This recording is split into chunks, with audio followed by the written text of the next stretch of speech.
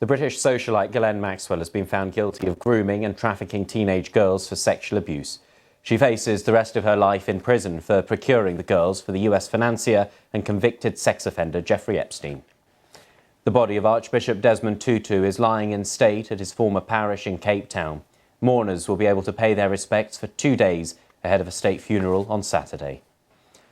Record numbers of coronavirus infections have been recorded across Europe and in the United States, with the Omicron variant fueling a surge in cases. The World Health Organization says the virus is straining healthcare systems all around the world.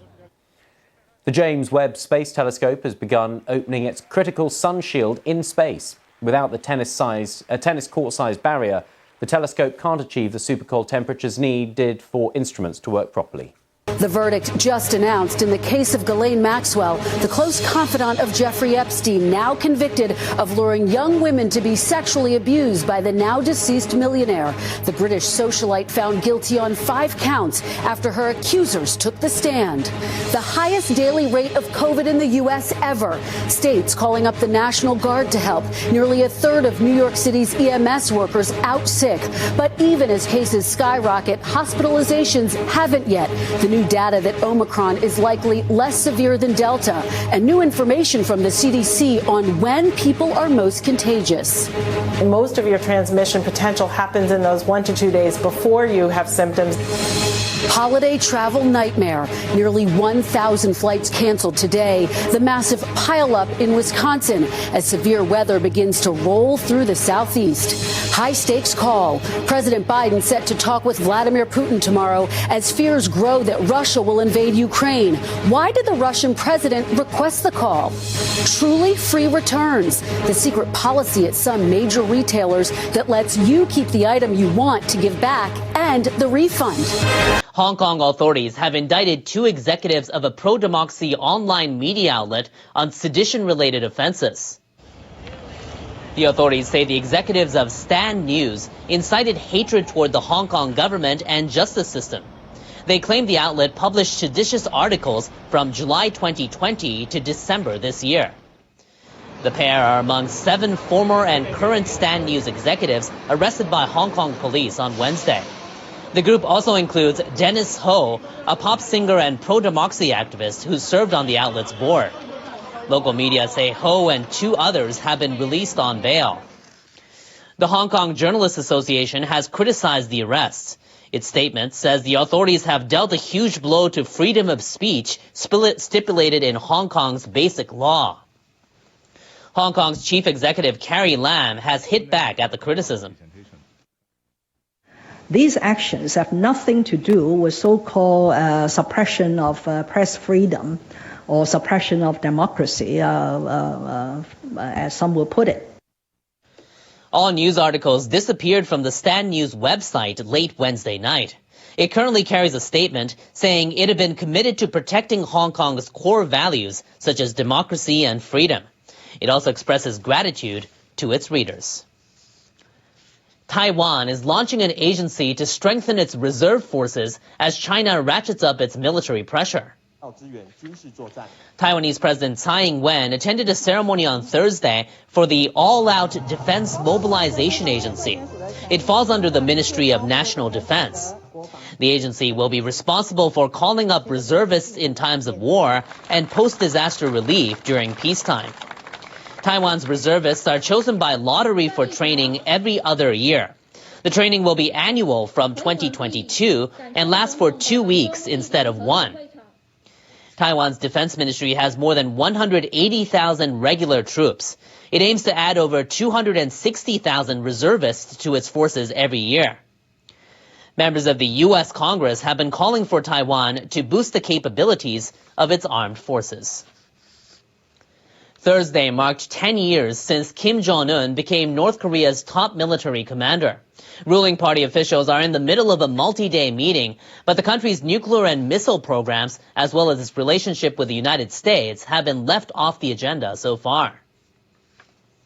A report from the ruling Workers' Party newspaper said the 3rd day of the Central Committee's plenary meeting was held on Wednesday. It said senior economic officials talked about ways to rebuild the economy, which has been hit hard by the country's anti-coronavirus measures. North Korea's borders have been closed for nearly 2 years because of the pandemic. Pyongyang claims no infections have been confirmed in the country, but trade with China, its largest trading partner, has dropped significantly. Government sources in South Korea say officials are closely watching the meeting. They're waiting to see if the North will maintain its strict anti-virus measures or strike a balance for the economy. The party's newspaper also highlighted what it called Kim's achievements in an editorial. It said North Korea has rapidly risen to become a global military power.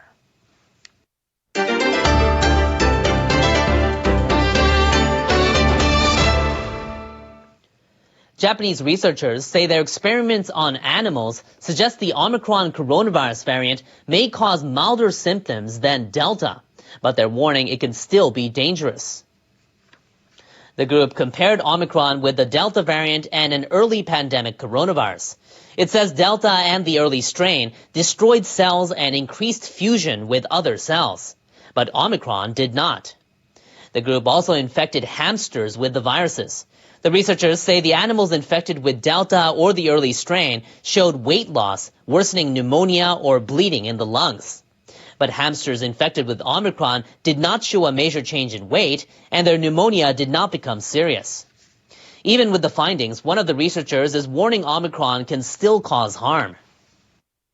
The symptoms of pneumonia are weak, but yet the Omicron variant causes the disease.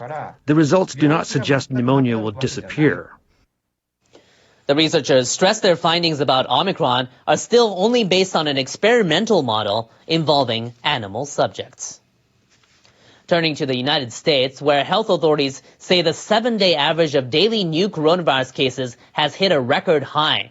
The figure topped 270,000 for the first time. Data compiled by the Centers for Disease Control and Prevention show the 7-day average for COVID-19 infections as of Tuesday. The number surpassed the previous high of just over 250,000 recorded in January.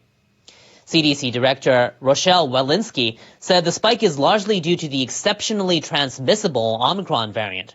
She said hospitalization and death rates remain comparatively low. Walensky said this may be another indication the disease caused by Omicron may be milder than that caused by other variants. In other news, the Indonesian government is granting refugee status to dozens of Rohingya Muslims from Myanmar who were stranded for days in a boat. Officials say the packed wooden boat was carrying about 120 Rohingya. It broke down and was found adrift off western Indonesia on Sunday.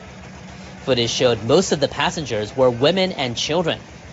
The boat was reportedly at risk of sinking, so the UN Refugee Agency and other groups called on Indonesia to allow them to seek refuge. Myanmar's Rohingya Muslims have been struggling to escape persecution and harsh living conditions for years. More than 700,000 have fled to neighboring Bangladesh since a military crackdown in 2017. The coup in Myanmar this February has prompted an increasing number of Rohingya to head for Malaysia and other countries by boat. But some have been refused entry or presumably died after their boats went missing.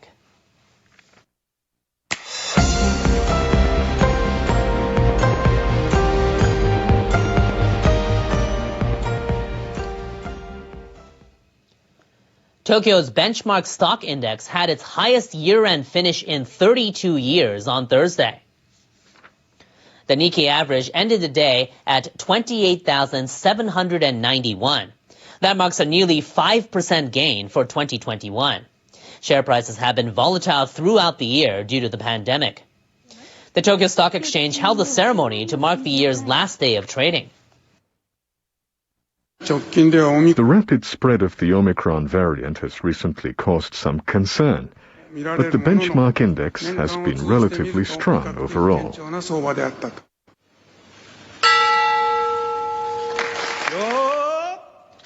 The event wrapped up with a ceremonial hand clap. Ecuador is the latest country to apply for membership in a trade agreement among Pacific Rim countries.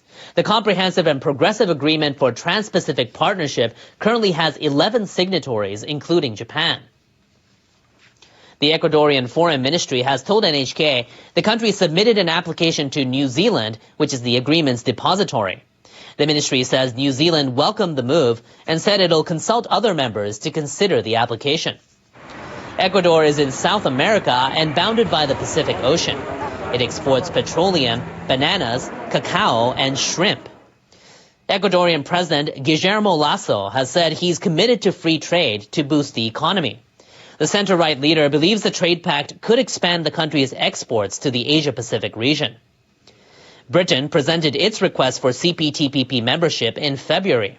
Taiwan and China applied in September. South Korea says it plans to apply.